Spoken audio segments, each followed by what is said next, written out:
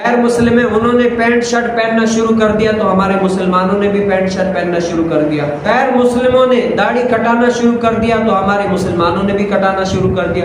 الغرض جو دین اسلام کے خلاف کام ہے وہ غیر مسلموں نے شروع کیا.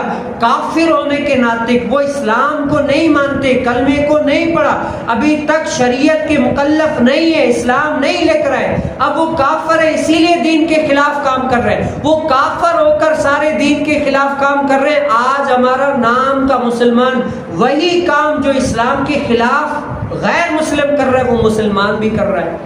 اور حتیٰ کہ غیر مسلم اور مسلم کو، مسلمان کو، دونوں کو ایک ساتھ کھڑا کر دینا، میں آپ کو چوٹ کرنے کے لیے کہہ رہا ہوں کہ غیر مسلم اور مسلمان کو ایک ساتھ کھڑا کر دیں تو ہمارے لیے یہ فیصلہ کرنا بڑا مشکل ہو جاتا ہے کہ ان میں سے مسلمان کون سا ہے اور غیر مسلم کون سا ہے، کیونکہ ان کی چال چلن، رنگ روغن، پہننا سہننا، کھانا پینا، اوڑھنا چلنا پھرنا سب کچھ غیر مسلموں کی طرف ہو گیا.